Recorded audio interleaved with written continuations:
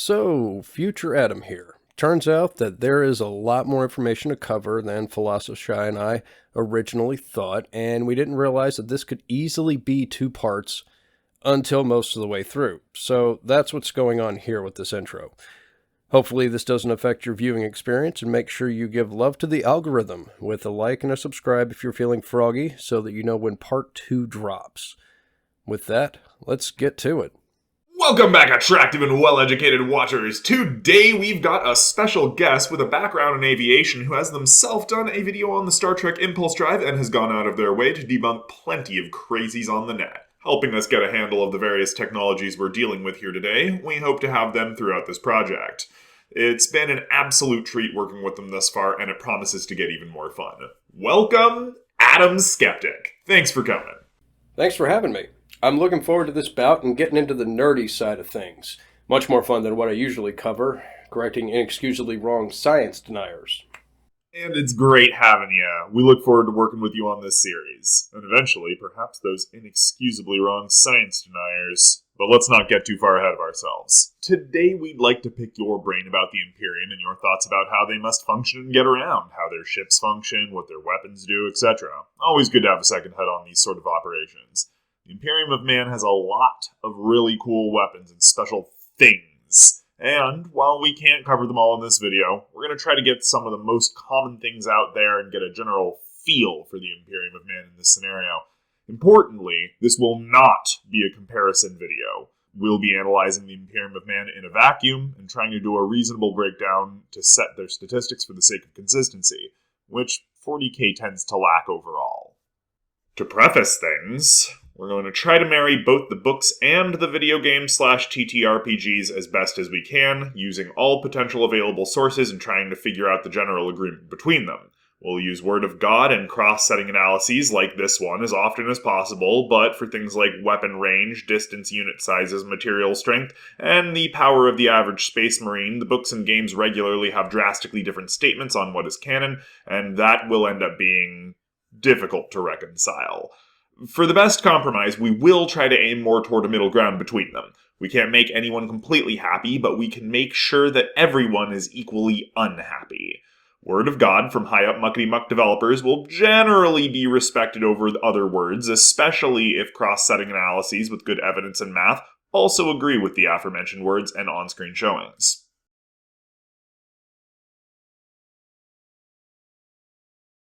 So, I'm by no means an expert on the Imperium of Man, nor do I claim to be, but from what I've seen, they have some rather impressive armaments. Starting with their space assets, we have some truly impressive ships. But let's start with their method of FTL, which will be key in their ability to respond to threats in the space that they control. The Imperium uses a form of warp travel that shunts the ship into an alternate reality called the Militarum. Essentially, it's hell, from what I understand. Through this reality, they cover some distance and emerge at a location in normal space considerably further from their start point. But the travel is unpredictable, both in travel time and emergence at the destination in accuracy. There are about 30 or so % of craft that are considered still in transit after decades, if not completely lost. That means that they have a difficult time reliably bringing any appreciable force to bear on a threat if they get there at all. We think it's super important to remember also that there's technically no real faster-than-light transportation in the Imperium. Unlike in many other spacebound settings, ships moving through the warp do not accelerate to light speed themselves. In fact, it's safe to assume that they don't even change speed at all. The Imperium, aka the warp, is a strange dimension wherein distance and time don't necessarily mean the same thing, and so special mutants called navigators do their best during warp travel to navigate through the Imperium itself and find their way through the currents of the warp to their destination. At best, it's generally accepted that warp travel can get you from one side of the galaxy to the other in about a year. Maybe 6 months, but that's a super fast messenger ship or whatever, not a battle fleet. This is pretty good too. It's about 100,000 times faster than the speed of light. It's no Star Wars universe who can traverse their slightly larger galaxy in weeks, but it's far superior in long-haul travel to most settings. The ships themselves are rather capable in their own right, using kinetic munitions and laser-based weapons, as well as being more than willing to ram a target or just straight self-destruct as needed to deal with threats. And they're really big. Like, gigantic. Like, huge. The average battleships in the 40k setting seem to average around 5 to 8 kilometers long, sometimes as much as 15 kilometers long for big Space Marine battle barges and mobile platforms. These colossal space fortresses, equal parts monastery and battleship, have kinetic rounds the size of small inner-city towers, manually dragged into place every round by thousands of slaves and propelled out of their massive tubes by literal nuclear explosions. 40k takes the position that bigger is better, and it definitely reflects in the scale of their ship combat. They may hit hard, but reload is going to be a problem, looks like. Yeah, the technology for autoloaders at that scale does exist within the Imperium, just that the Cult Mechanicus keeps that tech pretty close to their chest, if you know what we mean. So Mechanicus ships will have auto-loaded ammo, but, just look at this picture and see for yourself how they get things loaded in the Imperial Navy. That being said, it's not much of a problem that you reload slowly when you're fighting from potentially up to 300,000 kilometers away. In Battlefleet Gothic, combat takes place over the space of particular increments called void units. While there's some debate over their exact measurement, and a large part of the community seems to agree that they're 10,000 kilometers, we can't actually find any specific sources for that. However, at the same time, we have both a fan and a Word of God statement that seem to agree that void units are most likely around 1,000 kilometers, so we'll be using that for this scenario. According to Battlefleet Gothic, the Emperor-class battleship has a range of 60, which would mean 60,000 kilometers range in this case. However, considering that we're trying to be as generous as possible to both sides, and that many books establish extra long ranges in the hundreds of thousands of kilometers, we think 300,000 km is probably a reasonable compromise that marries both the books and the games. Furthermore, we've shown in our Word of God link down in the description that at long ranges, combat rounds and weapon transit times take about an hour. So if a missile launched from the Salamander's battle barge Hammer of Nocturne has an effective range of 300 VU, it means that those missiles will travel 300,000 kilometers in 1 hour. And don't worry, that's still pretty fucking fast. For lasers, this is a lot more simple for the record. We can just punch in the speed of light for that and assume that instead the gigantic fuck-all laser array takes about an hour to cool down to go for another shot, which would seem reasonable considering the immense ranges these things have to go while still remaining dangerous. These are effective ranges, also. Obviously, Warhammer ships probably shoot all sorts of shots at people before they come in a proper range. They're trigger-happy psychopaths. That being said, these are the ranges at which the Imperium expects reasonable exchanges made to effect against the enemy in a reasonable amount of time. Maximum effective combat range in Warhammer 40k lies neatly between the sub-1000 km ranges of Star Wars and the several light-minute ranged computerized energy weapon combat of Shangri-La. This means that the Warhammer 40k ships could somewhat reliably exchange torpedoes with each other from the surfaces of the Earth and the Moon, and only slightly less reliably blast each other with lasers from the same distance. I have to point out here that this kind of combat, given the environment, is kind of weird. Space is a three-dimensional environment. The Imperium treats space as a plane, like naval warships with broadsides and ramming and boarding. Broadsides are not commonly used even in the modern Navy, but they can put a lot of hate down range in space combat. It would be better to look at something like The Expanse for a good example of space combat, though. The Imperium has weapons that are extremely powerful and can be launched with a minimum cross-section that can be targeted. That would be the best approach. Minimize the size of the target you present while maximizing the firepower that you can bring to bear. It also appears that these ships maneuver like they would in water, which, even in most science fiction media, isn't accurate at all. The standard Battlefleet Gothic ship battles do seem absolutely naval in their more standard combat tactics. Ships roll up alongside each other and blast each other from 3 kilometers away via broadsides before punching the thrusters and going on a screaming T-bone right into the enemy ship. But no, totally realistic combat ranges at hundreds of thousands of kilometers, yet they don't show that, do they? Ramming prows seem to be completely standard issue. Huge golden or silver cowcatchers on the front of every major battleship we've ever seen. Just look at them! It's abundantly clear that these ships were not meant for combat at interplanetary distances. They were meant to act like Age of Sail pirate ships. That brings us to the ramming. Ramming is stupidly dangerous. To my knowledge, there is no inertial dampener system in 40k, and without it, that sudden decel will be colorful. You ain't walking away from that. Combined with decompression and probably breaking the ship into lots of tiny pieces, leaving it unable to fight, this is an overall bad idea unless your goal is a kamikaze attack. Boarding, on the other hand, could be done at risk, though. Small targets are very hard to hit, especially if they're fast-moving and change direction on the way in an unpredictable manner. Guided munitions would realistically be the only way to reliably hit them at distance outside of short-range point defenses. The point is that 2 of the 3 most common ship tactics in 40k are not particularly useful or viable given the setting. Obviously, they do ram each other a lot, and do have big ol' cow catchers on like every single ship, so we'll have to assume they have enough inertial dampeners to stop that. Though, the setting on the whole is remarkably silent on the things. One thing's for sure, though. They have pretty dang sensors, at least. While they don't seem to be able to use long-range sensors for other systems, at which point they need psychers, they do seem to be pretty powerful at the ranges they do function. And Crimson Tears, an Imperial long-range sensor array called an Auger, picks out a single person from over 20 billion in a hive city. Allegedly in Sabbath Martyr, they can reach up to 9 AU, and to make the math easy and make sure the Imperium is just really on its best day here, we're going to raise that Auger range up to 10 AU for this scenario. We really only have the books to go off of here, since most engagements in the tabletop games and video games are preset and everyone already knows where everyone is. We think it seems fair and reasonable to just give them the top sensor range that we think they could have in the setting. Although, we gather that the orcs have a special living sensor technology akin to an Earth rabbit, small, fuzzy, They put this rabbit thing in a cage on the ship, typically in the boss's quarters. There it generally sits around and eats and is fuzzy and does nothing. However, when it dies, the orcs know that they're approaching something grim darker than they are, and they know to get ready for a good time.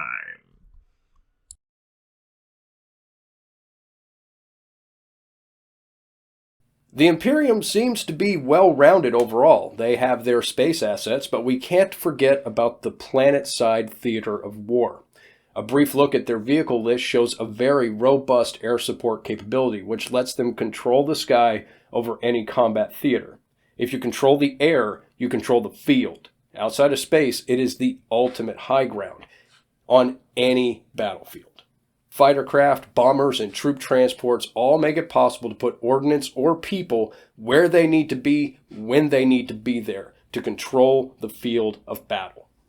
That's correct, and Warhammer 40k is very serious about their air superiority. They've got all manner of fighters and other such cool ships that are made for combat specifically in Atmo, and here is where the autoloaders do make their big debut, as all manner of aircraft in the Imperium specialize in raining absolute death from above at thousands of rounds per minute. Mainstream weapons seem to fall into one of 4 classes. We've got kinetic accelerators, aka guns. We've got area effect weapons like explosives, torpedoes, missiles, and flame weapons. There's visible light weaponry like radiation, melta, and laser weaponry. Plasmo gets an honorable mention here. And finally, good old-fashioned melee weapons like chainswords, thunderhammers, and a trusty bayonet. The go-to for the Imperium, by and large, is the good old kinetic weapons, otherwise known as guns, just bigger and more explodey. Think legendary loot drops in Borderlands. Warhammer tends toward the Texan end of things, as in everything is bigger. This is true. They have weapons named Earthshaker cannons and cyclonic torpedoes and plasma annihilators. If the Imperium of Man can't kill you, can't destroy the fortress you're hiding in, they'll be more than happy to blast out the foundation upon which that fortress is built. If they can't have a location, nobody can. And don't even get us started on all the chemical weapons and true atrocities they fling about like they're playing with slingshots as kids. Basically, anything that might be covered in a meeting of the Geneva Convention is pretty much free game. War crimes aren't a thing, apparently, but when you're fighting for the survival of the human race, I guess the gloves come off eventually. Really, anything and everything that can be a weapon is a weapon. You want a chainsaw you can swing around like a sword? Well, we've got you covered. You want to literally scorch earth? We've got flamethrowers and weapons that just straight up pump out radiation and plasma.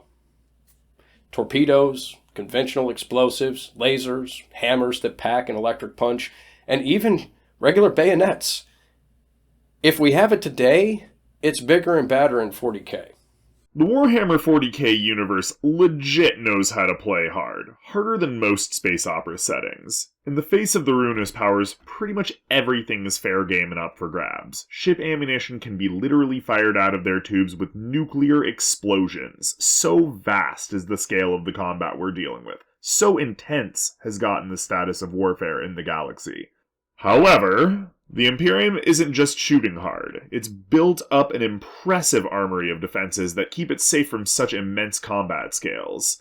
As you can imagine, any good fiction universe comes with some properly fictional materials, and the Warhammer 40k universe has some pretty nice substances that they wrap their ships, fortresses, and sometimes even people with. I'm not overly familiar with the various materials the Imperium lovingly encases its people in, but it comes down to the same thing that armor always has come down to: weight and freedom of movement. Your everyday grunt is already carrying around a weapon and ammo, so the lighter the body armor is, the better. It also has to have high strength for its weight, or it's just going to slow people down, interfering with freedom of movement. It's a very delicate balance to keep your grunts mobile, but also reasonably protected. Helmets are obvious, but most modern military armor protects the torso, not really the extremities. Modern militaries use a combo of Kevlar and ceramic plates to deal with ballistics and can handle just about any small arms. Depending on the size of the munitions, it'll still hit you like a baseball bat, but you'll survive the hit. We'll be the first to admit, the actual strength and durability of any given material in the setting is entirely unknown. There are entire armies of people fighting each other in the comments section of all manner of videos trying to talk about whether or not this material or that can survive the surface of the fucking sun or whatever. By and large, it's agreed that adamantine, whatever, the Wolverine metal is the strongest material in the 40k universe and is allegedly invulnerable to damage from, quote, most damaged sources, unquote. And there are even people who try to say that adamantium is more dense and more invulnerable the more of it is in one place, but realistically that's ridiculous, because the books talk about how some ships have several meters thick adamantium plates, and we know ramming is effective, and that's about the most basic damage source that we can think of: hit it with a big piece of metal. Furthermore, at least one source we've heard of has mentioned that a Primarch is capable of denting adamantium armor, ?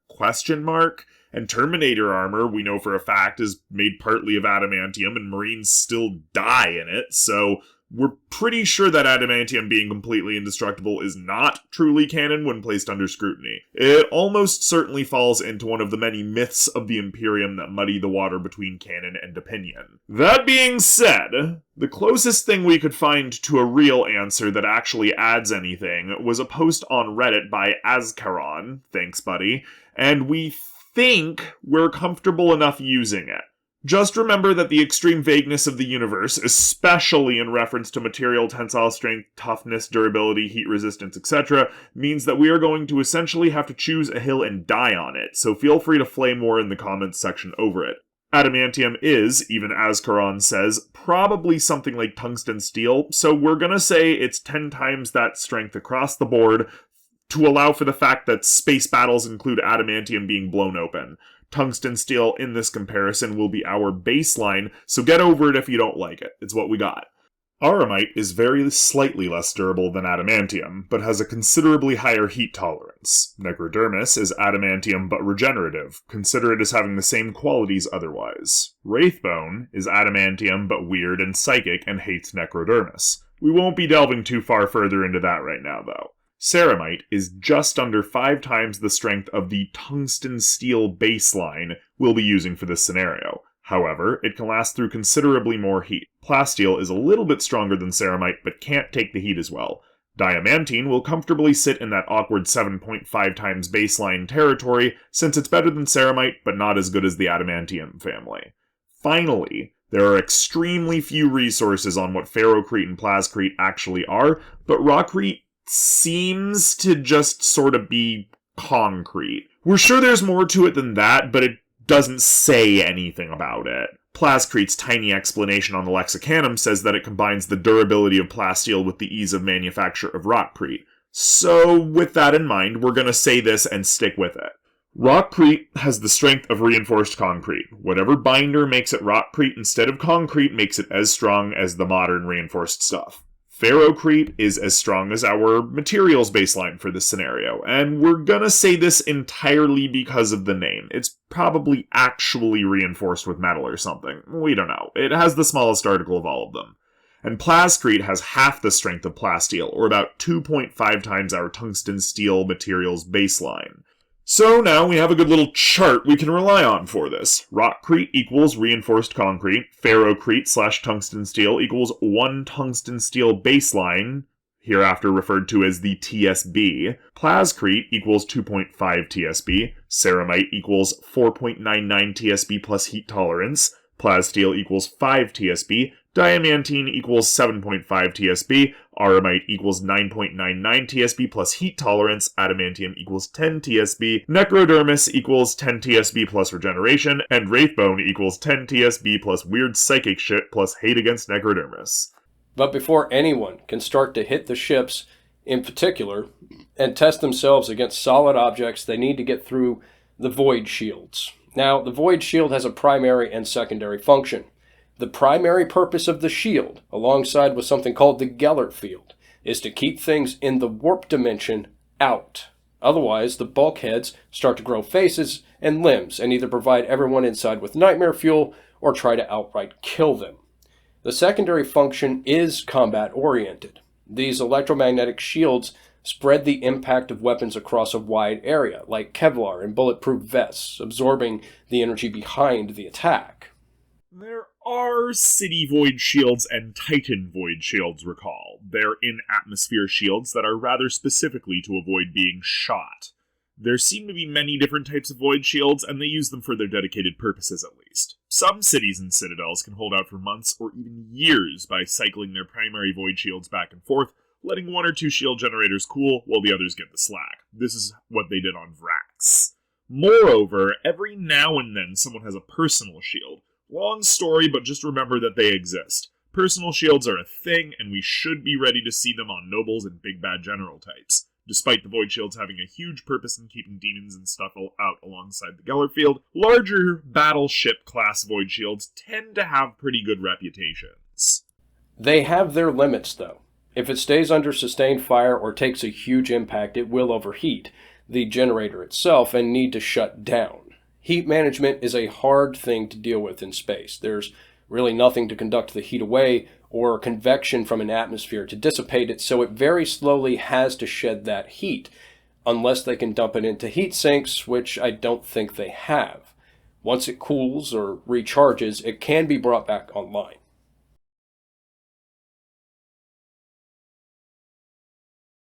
For all their advances in warfighting, there is one place the Imperium lacks and hasn't kept up with, and in a spacefaring society, this alone can be a killer. Communication. If you're going to control a combat theater, you need a reliable way to communicate back and forth. Without that, you might as well send up smoke signals for all the good that it'll do. The Imperium has no FTL communication system of a technological nature at all. What they do have for FTL communication is somehow worse in my mind. It's the next best thing to mental smoke signals. Apparently, what they do is send mental images to each other via psychic specialists. That was a sentence I thought I would never hear come out of my mouth, but here we are. That's not good communication method. Not with a new threat. They send an image of, say, the location on a map and an image of what they're fighting, but without context, the recipient doesn't know the tactics of the enemy, their numbers, potential objectives, the course they traveled to get there, where they went after, what weapons they used, or what defenses they had. All they know is it's a new threat, and they'll send metric tons of people and materials to engage an unknown threat with next to no intel at all. There are interpreters, and it's more like they get sent visions and feelings, but yes, overall the method of communication over interstellar distances in Warhammer 40k is unfortunately vague and sort of confusing at times. It is not the benefit of a Voxcaster, a sort of Warhammer 40k radio. Within a system, their Voxcasters can absolutely communicate in real time with standard talkies across up 100 AU or more, within system. But these Voxcasters don't seem to be able to talk at FTL across interstellar distances. So, captains in battle will be able to send information to each other in real time as they fight just fine, but they can't send for reinforcements from out of the local star system without the use of a psychic messenger sending visions to another through the warp. Often, big messages from the front are carried to their destinations via messenger ship even. Small, fast ships that can perhaps make the entire width of the galaxy in only 6 months when flying at their best. Also, why the ever-loving fuck is a spacefaring civilization using pen and ink? No, it's worse than that. They're using fucking parchment to deliver messages. Parchment. They've got ships that can travel interstellar distances, and their method of delivering important messages is from the era of quills and scrolls. Now, I know that there's going to be some degree of bureaucratic bullshit in any society spanning multiple star systems, but come the fuck on. The level of red tape is just idiotic. It's like Jupiter ascending levels of red tape. Nothing gets done without shit being in triplicate. Even in today's military, there isn't that kind of red tape. There's a bit when you go through the proper channels, but not that much. And certainly not shit delivered via fucking scrolls. The fuck?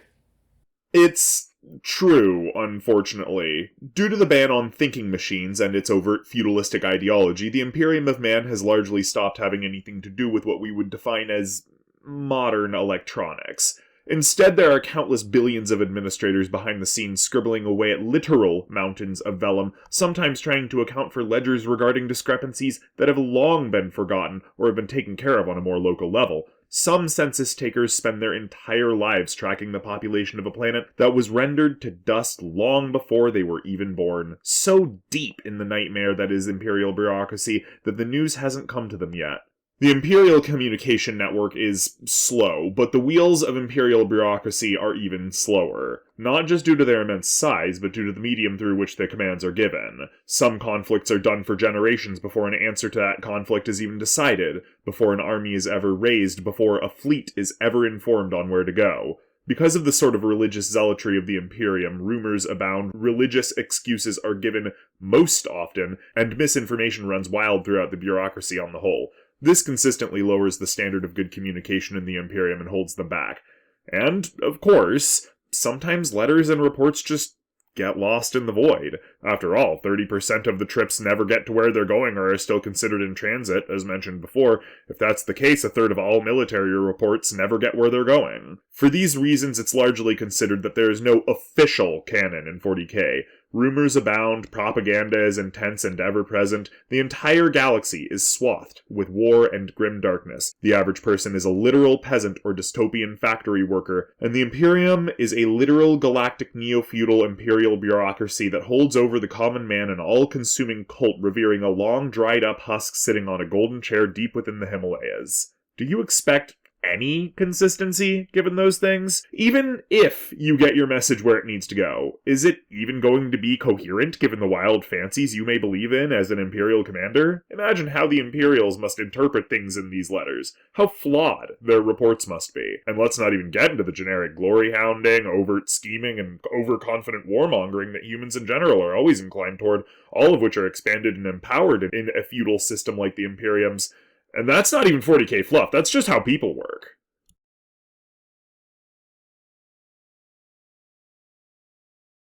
The Guardsman gets his day!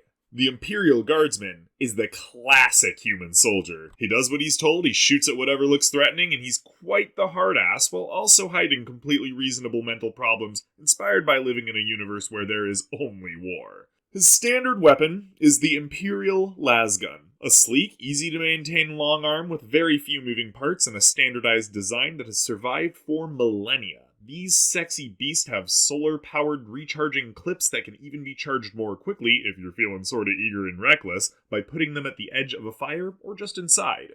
While a lot of jokes go around about the Imperial Guard just waving around flashlights, we cannot disagree enough.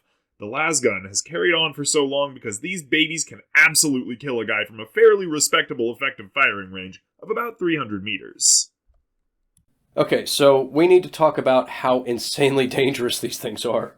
From what I understand, the power output of these things are able to punch through unarmored flesh. That means that a shot center mass in the torso wouldn't be a neat hole like in other sci-fi. It would blow the target apart.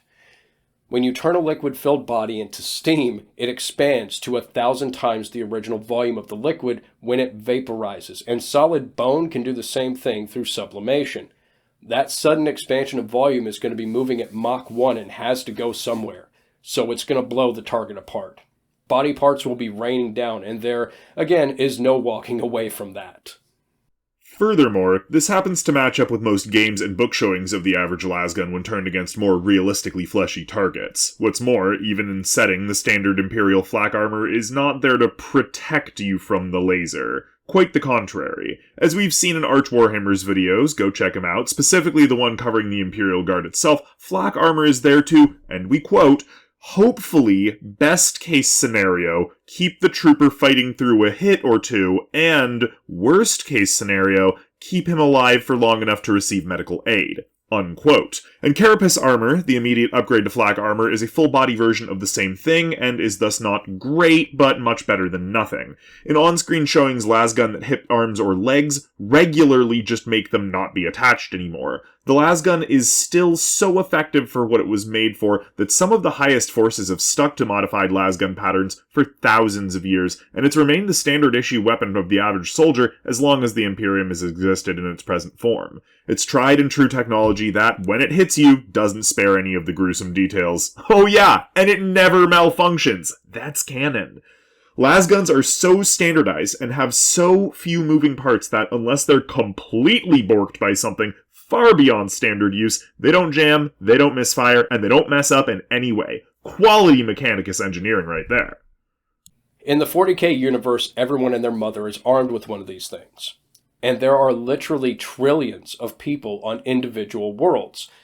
Those numbers are hard to argue with when it comes to outright firepower, especially since war is quite literally a part of everyday life, even for civilians, and they are well versed themselves in military tactics and marksmanship.